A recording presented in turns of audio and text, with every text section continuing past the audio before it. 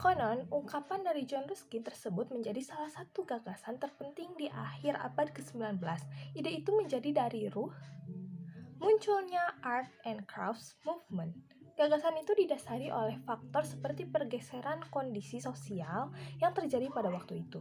Revolusi industri membawa dampak besar bagi kemajuan Inggris. Modernisasi produk, produksi cepat dan massal, serta tingkat harga yang rendah menjadi hal-hal yang cukup diunggulkan. Akan tetapi, revolusi itu ternyata membawa dampak juga. Dampak yang mungkin tidak tampak secara ekonomi, tetapi justru terasa secara sosial. Itu beberapa faktor yang mendasari John Ruskin untuk mengeluarkan gagasan tentang gerakan seni art and craft. Karakteristik dari art and craft adalah sederhana yang merupakan salah satu ciri khas gaya seni dan kriya. Tidak ada yang berlebihan. Kedua, ada alam yang menjadi sumber penting dari motif seni dan kriya. Pola yang digunakan terinspirasi dari flora dan fauna pedesaan Inggris. Ketiga, ada keterbukaan dengan konstruksi sebenarnya dari objek tersebut seringkali diekspos. Keempat, menjaga dan menekankan kualitas alami dan bahan yang digunakan untuk membuat benda adalah salah satu prinsip terpenting dari gaya seni dan kriya. Kelima, ada bahasa daerah, yaitu tradisi vernakular atau domestik di pedesaan Inggris memberikan inspirasi utama bagi gerakan seni dan kerajinan. Dan yang terakhir ada komunal, yaitu diproduksi oleh salah satu orang ahli atau sekelompok kecil, tidak diproduksi massal di lini produksi. Ciri khusus dari Art Nouveau ini ada dua, yaitu ornamen emosional sebagai gaya ekstravaganza memiliki kesan pewarnaan yang datar atau flat, tidak membentuk kesan ruang tiga dimensi, umumnya asimetris dengan gambar dan tulisan saling mengimbangi. Ornamen terinspirasi dari flora yang penuh dengan sulur-sulur dalam ukiran kelopak bunga yang cenderung tampil berlebihan untuk menekankan keterampilan yang sifatnya sangat emosional. Yang kedua ada psikologis dan sensualitas yang menitik beratkan pada konsep pemahaman kehidupan modern. Gaya ini sangat terasa kuat memengaruhi desain grafis dan seni bangunan dengan cita rasa seni yang eksentrik dan mahal dengan kesulitan detail dalam elemen serta ornamennya. Untuk contoh dari gaya ini ada karya Jules Cheret pada tahun 1835 sampai 1932. Beliau adalah pencipta awal poster Art Nouveau Prancis. Karyanya ini berjudul Folies Bergère, Fleur de Lotus, dibuat pada tahun 1893 yang menggambarkan balet pantomim. Kedua, dikenal secara internasional sebagai Alphonse Mucha. Beliau adalah seorang pelukis ilustrator dan seniman grafis Bohemia dan Ceko yang tinggal di Prancis selama periode Art Nouveau.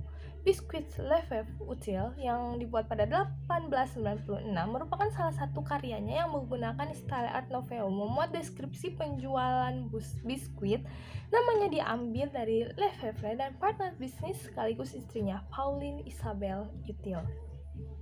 Dan yang terakhir ada Paul Berton yang merupakan seniman Prancis memproduksi poster dan litograf. Karya Berton bergaya Art Nouveau mirip dengan karya kontemporernya Alphonse Mucha. Posternya dengan judul Le Hermitage Review pada tahun 1897 menggunakan style Art Nouveau yang merupakan tinjauan sastra bulanan yang diterbitkan di Paris, Prancis antara tahun 1890 dan 1907. Berbeda dengan Art and Crafts Movement yang masih bertolak belakang pada bentuk craft Eropa sebelumnya, Art Nouveau cenderung mencari bentuk baru, melakukan abstraksi dari bentuk-bentuk alam, dan lebih jauh lagi mengembangkan motif dari kebudayaan primitif dan budaya timur. Pada bentuk Art and Crafts, kita masih melihat adanya usaha untuk tidak terlalu meriah dalam penggunaan garis, walaupun gerakan ini juga menolak estetika mesin. Pada Art Nouveau, penggunaan garis yang meliuk secara repetitif merupakan tipikal dari gerakan ini yang bersumber dari bentuk-bentuk organis dan biomorfis.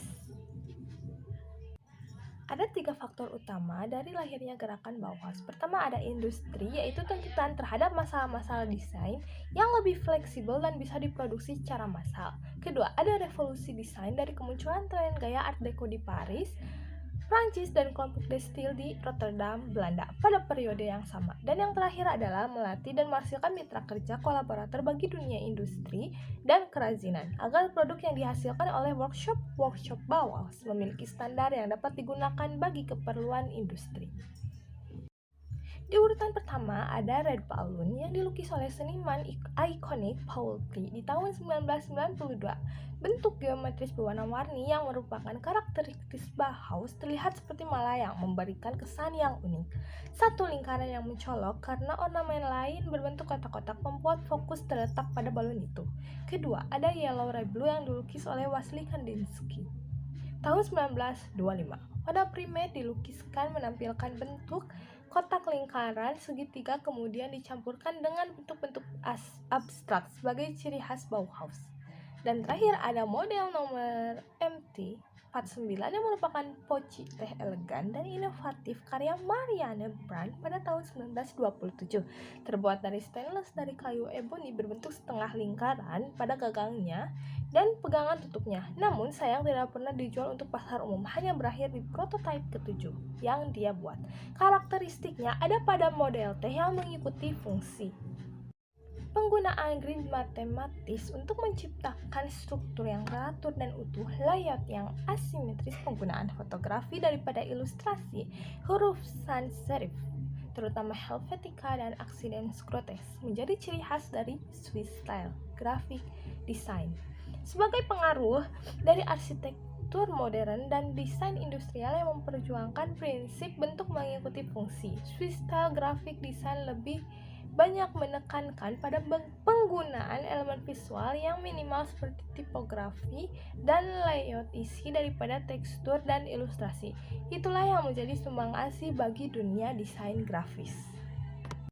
Di posisi pertama ada poster milik Armin Hoffmann pada exhibition di Gewerber Museum Basel yang berjudul Gewerber Museum Basel, Arte and Neue Formen in Japan. Ini merupakan karya dengan karakteristik Swiss style yang dapat kita lihat dari penggunaan font serta desain dengan kolase. Dalam praktiknya, gaya desain ini banyak digunakan sebagai gaya dalam desain publikasi seperti poster, sampul buku, dan juga berbagai desain lainnya. Salah satunya diterapkan pada desain sampul buku saku yang dirancang oleh Rudolf de Harak untuk penerbit McGraw-Hill pada tahun 1960-an. Jika kalian lihat foto di samping, nampak desain sampul buku tersebut dibuat sederhana namun terlihat rapih. Setiap sampul menunjukkan judul buku dan penulis, sering disejajarkan dengan kisi rata kiri dan kanan compang-camping. Satu gambar yang mencolok mencakup sebagian besar jaket, menjelaskan tema buku tertentu. Pop art adalah seni yang didasarkan oleh budaya populer modern karena adanya komentar-komentar kritis atau ironis pada seni tradisional. Ada beberapa konsep yang ditawarkan oleh beberapa penggagasnya seperti Richard Hamilton yang mengusung kolase pada karyanya di era pop art. Ia menggunakan karyanya sebagai protes bahwa pop art bukanlah berasal dari Amerika melainkan berasal dari Inggris. Selanjutnya ada Andy Warhol yang menawarkan karya berbau eksplorasi hubungan antara ekspresi seni, budaya, selebriti, dan iklan yang berkembang 1960-an. Terakhir ada Marisol Escobar yang menciptakan mixed media, yaitu penggabungan patung, lukisan, dan benda bekas dalam lingkungan pop yang berpusat pada figur manusia. Ada karya milik Richard Hamilton, John McCallie, dan John Volker pada tahun 1956 yang berjudul Just What Is It That Makes Today's Home So Different, So Appealing. Karya tersebut merupakan penggabungan potongan gambar dari berbagai sumber sehingga pop art pada dasarnya berasal dari popular culture, yaitu sebuah ungkapan yang menggambarkan sebuah budaya rendah atau kalangan bawah karena lebih berkaitan dengan masalah hiburan, komersial, bahkan selera masyarakat awam. Gambar yang terkenal ini bisa dibilang WOM, karya Tate Modern London 1963, salah satu contoh paling awal dari pop art mengadaptasi sebuah komik panel dari edisi 1962 dari DC Comics, All American Men of War. Lukisan itu menggambarkan pesawat tempur menembakkan roket ke pesawat musuh dengan ledakan merah kuning. Ada beberapa momen penting yang menjadi tonggak sejarah perkembangan desain grafis di Indonesia seperti mesin cetak pertama yang didatangkan ke Indonesia, Batavia pada tahun 1659.